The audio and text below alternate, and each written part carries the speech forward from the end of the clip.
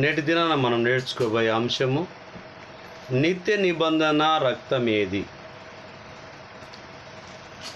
నిత్య నిబంధన రక్తం ఏది. మత్తయి సువార్త 26వ అధ్యాయము 28వ వచనాన్ని చూద్దాం.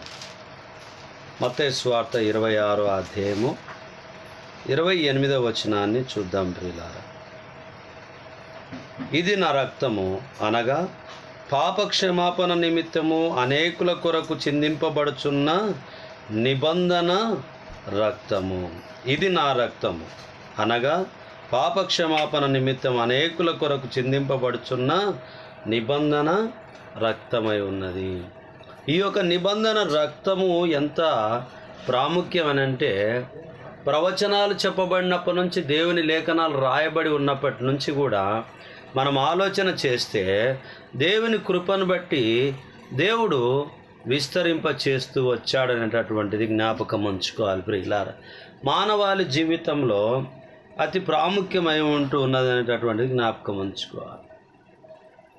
ఇది నా రక్తం అనగా పాపక్షమాపణ నిమిత్తం అనేకుల కొరకు చిందింపబడుచున్న నిబంధన రక్తం. అనేకుల కొరకు, ఒక్కరి కొరకు, ఇద్దరి కొరకు కాదు, మానవాళి అందరి కొరకు, అనేకుల కొరకు నిబంధన రక్తాన్ని యేసుక్రీస్తు ప్రభువు వారు చిందించారనేటటువంటిది జ్ఞాపకం ఉంచుకోవాలి ప్రియులారా.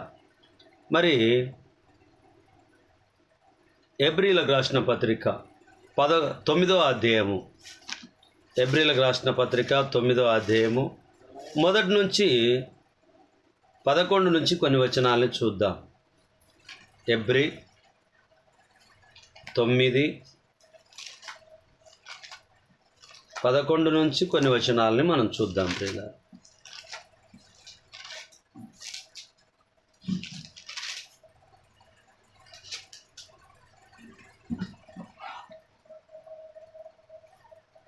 అయితే క్రీస్తు రాబోవుచున్న మేలుల విషయమై ప్రధాన యాజకుడుగా వచ్చి తానే నిత్యమైన విమోచన సంపాదించి హస్తకృత్యము కానిది అనగా ఈ సృష్టి సంబంధము కానిదియు మరియు ఘనమైనదియు పరిపూర్ణమైనదియు నైనా గుడారము ద్వారా మేకల యొక్కయు కోడెల యొక్కయు రక్తముతో కాక తన స్వరక్తముతో ఒక్కసారే పరిశుద్ధ స్థలములలో ప్రవేశించెను. ఒక్కసారే తన రక్తము చేత పరిశుద్ధ స్థలములలో చేరెను, ప్రవేశించెను అనేటటువంటిది మన జ్ఞాపకం ఉంచుకోవాలి.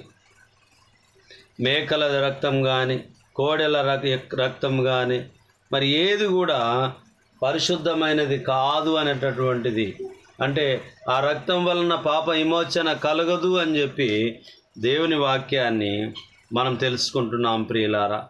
13 చూస్తే, ఏలయనగా మేకల యొక్కయు ఎడ్ల యొక్కయు రక్తమును మైలపడిన వారి మీద ఆవు దూడ బూడిదే చల్లుటయు శరీర శుద్ధి కలుగుటకు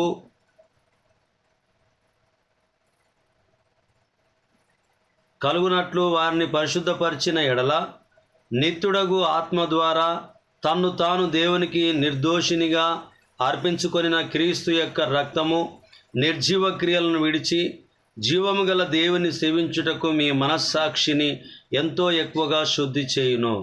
ఈ హేతువు చేత మొదటి నిబంధన కాలంలో జరిగిన అపరాధముల నుండి విమోచనము కలుగుటకై ఆయన మరణము పొందినందున పిలువబడిన వారు నిత్యమైన స్వాస్థ్యమును గూర్చిన వాగ్దానమును పొందు నిమిత్తము ఆయన క్రొత్త నిబంధనకు మధ్యవర్తి అయి ఉన్నాడు.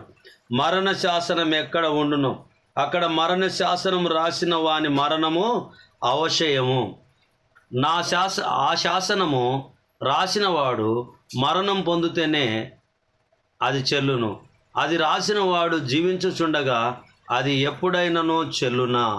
ఇందుచేత మొదటి నిబంధన కూడా రక్తము లేకుండా ప్రతిష్ఠింపబడలేదు. ధర్మశాస్త్రం ప్రకారం మోషే ప్రతి యాజ్ఞను ప్రజలతో చెప్పిన తర్వాత ఆయన నీళ్లతోనూ రక్తవర్ణములు గల గొర్రె బొచ్చుతోనూ హిసోపుతోనూ కోడెల యొక్కయు మేకల యొక్కయు రక్తమును తీసుకొని దేవుడు మీ కొరకు విధించిన నిబంధన రక్తం ఇదే అని చెప్పుచు గ్రంథం మీదను ప్రజలందరి మీదను ప్రోక్షించెను. అదేవిధంగా గుడారం మీదను సేవా పాత్రలన్నిటి మీదను ఆ రక్తము ప్రోక్షించెను. మరియు ధర్మశాస్త్రం ప్రకారము సమస్తము వస్తువులను రక్తం చేత శుద్ధి చేయబడుననియు రక్తము చిందింపకుండా పాప క్షమాపణ కలగదనియు సామాన్యంగా చెప్పవచ్చును. రక్త ప్రోక్షణ చేసినటువంటి వారెవరు అని అంటే 22 నుంచి చూద్దాం ప్రియులారా. 22 నుంచి 23వ వచనాన్ని చూద్దాం. పరలోకమందున్న వాటిని పోలిన వస్తువులు ఇట్టి బలుల వలన శుద్ధి చేయబడవలసిన ఉండెను కానీ పరలోక సంబంధమైనవి వీటికంటే శ్రేష్టమైన బలుల వలన శుద్ధి చేయబడవలసి ఉండెను. కాబట్టి పరలోక సంబంధమైనటువంటి విషయంలో పరలోక సంబంధమైనటువంటి ఆలోచనను ఉద్దేశాన్ని దేవుని ప్రణాళికను బట్టి తన కుమారుని లోకానికి పంపించి మరి నిబంధన రక్తాన్ని మన కొరకు అర్పించిండ్రు అనేటటువంటిది జ్ఞాపకం ఉంచుకోవాలి ప్రియులారా. నా యొక్క పాప విమోచన సాధారణంగా కలగలేదు, అతి పవిత్రంగా కలిగింది, అతి పరిశుద్ధంగా కలిగింది. అతి పరిశుద్ధమైన రక్తం చేత మనము కొనబడ్డాము, పాప విమోచన పొందుకొని ఉన్నామనేటటువంటిది గ్రహించాలి. కాబట్టి నా జీవితంలో మరి నిత్య నిబంధన రక్తం ఏది అని అంటే మరి ఈ లేఖనమందు మనం ఆలోచన చేశాం. చిన్న ప్రార్థన చేసుకొని, మహోన్నతుడా, మహాగణుడా, పరిశుద్ధుడా, మీ పరిశుద్ధమైన నామాన్ని బట్టి వందనాలు ఆయన. నిత్య నిబంధన రక్తం ఏది అనే అంశం ద్వారా కొన్ని విషయాలను మేము నేర్చుకొని ఉంటున్నాం నాయన. దయతో కనికరించి కృప చూపించి సహాయం చేయండి. వాక్యం వింటున్నటువంటి మా ప్రియులను, వాక్యం అందిస్తున్నటువంటి నన్ను మీరు జ్ఞాపకం చేసుకొని దీవించమని, ఇంకా పాపంలో నశిస్తున్నటువంటి వారి యొద్ద దేవుని వాక్యం ప్రకటింపబడడానికి, మారు మనసు పొందుకోవడానికి, నిత్య నిబంధన రక్తం వారికి వర్తించులాగున నాయన పాప విమోచన వారికి ఒప్పుకొని పాప విమోచన పొందుకోవడానికి సహాయం చేయమని ఈ మనవులు మీ కుమారుడు, మా ప్రాణరక్షకుడు, మాకై మరణం పొంది సమాధి చేయబడి తిరిగి లేచిన నజరేయుడైన యేసుక్రీస్తు నామములో ప్రార్థిస్తున్నాం తండ్రి. ఆమేన్.